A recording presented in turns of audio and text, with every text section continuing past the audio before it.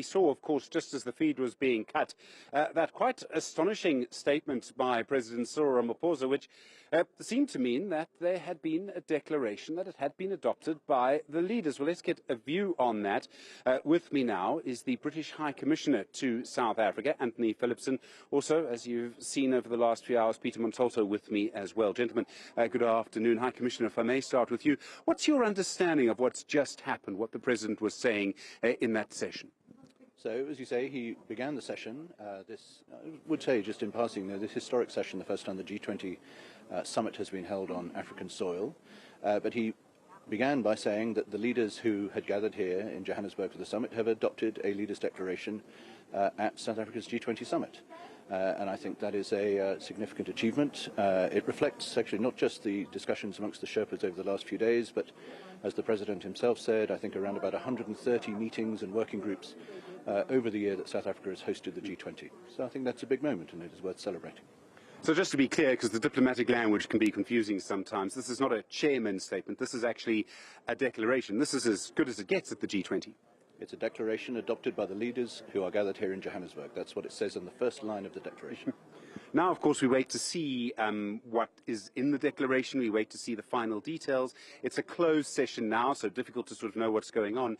But presumably, very little is going to change from here. There'll be stuff to iron out, and tone will also matter. But presumably, they're still having important conversations. I think there will be at least two sets of important conversations. One, they will work through the agenda that has been put together for the leaders to talk about, reflecting South Africa's priorities of sustainability, equality and solidarity, and also, as the President said in his opening remarks, the big issues around debt sustainability, how we deal with climate change and disaster risk reduction, how we deal with financing the just energy transition, how we deal with issues like trade liberalisation and AI. So they will work through those. And then, certainly for my Prime Minister, there will be the other important moment of gathering with other leaders in the margins, talking about the other priorities of the day. I'm going to come to that in just a second. Peter Montalto, the United States have been very clear. We must not dare do something they didn't want us to do. In other words, have a declaration. Still some time before Truth Social really gets going in the United States. What should we expect from them? Well, I think we're watching if there's any backlash from the US. This is obviously halfway maybe between a communique and a chairman's statement. When you see if the package of measures we talked about earlier on the programme that they might think of deploying comes to bear. But ultimately, I think it's important that many of these themes are continued, and bridging to the year after next and to the UK is going to be very important. The Foreign Office has been spending a lot of money on this thing called Mobilis, which is about getting more money into emerging markets. Many of these themes, as we said earlier, like asset managers in the UK who are very interested in African debt, can well be taken forward. High Commissioner, if I may, you started by making the point that this was the first summit in Africa. We've been talking about things that matter really to South Africans, about inclusion, about solidarity. How has that landed with people in Britain? Yes, some of the themes are very familiar, but there's been what I think we would like to see as a South African flavour. Maybe I'm putting too much on that. So I think there has been actually not just a South African flavour, there's been an African flavour, and I think the other thing that South Africa has been very clear about through its presidency is they see it as significant that they're coming at the end of a run of so-called Global South presidencies, Indonesia, India, Brazil, now South Africa, and then it will return to the Global North with the US next year, and then actually right at the very end of the declaration on page 28, which I've seen, and I'm assuming, by the way, they're going to publish soon enough, it says that the United Kingdom will be the presidency in 2027, and actually it then says that South Korea will be presidency in 28. So the reason I say that is I think the G20 is a gathering of the big global economies. It still has its core financial focus, I think, that emerged both from the original context of the G20 and then when it became into a leaders' construct after the global financial crisis. But the issues that I think South Africa is talking about, dealing with debt, dealing with trade liberalisation, dealing with inclusion and equality, those are global issues. There may have been an African flavour to it, but that doesn't mean, and actually picking up on something Peter just said, I think when the UK is thinking about our modern approach to development, as we would call it, it is about investing in the developing world. It's not about just giving aid. It's about investing, building partnerships, including between the private sector, the financial sector, and the countries like South Africa. So I think that all comes together in this document, necessarily with a South African flavour. It's where we're standing. But I think these are G20 priorities. Peter, I mean, there are going to be lots of different ways to look at all of this, but the fact that there is what President Ramaphosa wanted would, on the face of it, seem to be maybe not a diplomatic coup because everybody's involved. Well, there's one country that isn't, but almost everyone's involved. But it would certainly be quite an important statement by all of these countries. And the people who've been leading this, our Sherpas, Zane Dango and all the rest, clearly the work has paid off. Well, the Fat Lady hasn't sung yet. I mean, there's a lot of drama that could happen between today and the end of tomorrow. But yes, I mean, if we manage to get through to the end of tomorrow like this will certainly be a win for Ramaphosa, which of course he needs. There's obviously been a lot of chat around him, as we know, from the ANC NEC last weekend. And this will be certainly, I think, a welcome wind in his sails as he moves forward into the new year. We have Sona in February. But we need to see what happens to the legacy here.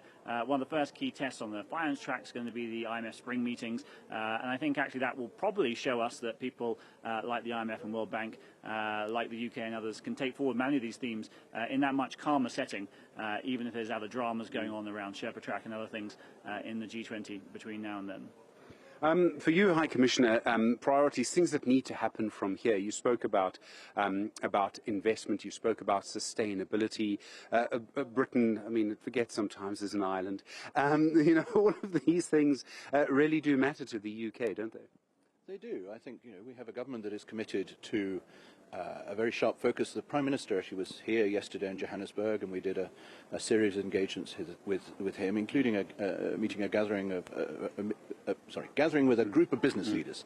And the point he made to them is that, you know, his government is laser sharp focused on delivering growth, delivering increases in household incomes for the UK. But we can only do that in a global context, and not just because we are a historically trading nation. The challenges that we face, whether they're climate change, whether they're global health, and one of the other things the Prime Minister has been doing this year with Cyril Ramaphosa is co-hosting the replenishment of the Global Fund. That came together in a summit in Johannesburg last night. We've raised about $11.34 billion. There are still pledges to come in. And again, the reason I mention that is we can't deal with the big challenges, climate, health, pandemics, growth, inclusion, inequality, unemployment, unless we do so as a global group of nations. And I think that is what the G20 really is manifest of, and that's what I think is strongly reflected in this document. And the US came to that as well last night, right, and gave a pledge of, I think it was $4.3 billion, $4.6 billion, which surprised people. But, I mean, we're seeing them leading back in on some of these issues. We've obviously seen some reversal around PEPFAR as well. I think it's dangerous to maybe oversimplify and overcharacterize the US in this. They're a much more complex actor, maybe than the headlines would suggest. Well, I mean, isn't that an interesting point? Because, yes, we wait to see what the reaction will be, and there'll be the sort of politics of it, the performance of it, if I can use that. But the substance of it, of what the US reaction will be quite different. I mean, they are supposed to chair it next year. It's theirs from tomorrow. I don't quite know yet how that's going to be handled. But have they maybe weakened their position by not being here? To some degree, of course, and I think there was obviously an opportunity for Vance to come and, do a big set-piece speech on BEE or whatever. They've clearly given up that opportunity in that stage, which is to South Africa's benefit, obviously. But I think we'll really watch next year. It's going to be a very commercial, I think, G20 and B20. And we've been seeing the US turn up here throughout the year, pushing in commercial opportunities.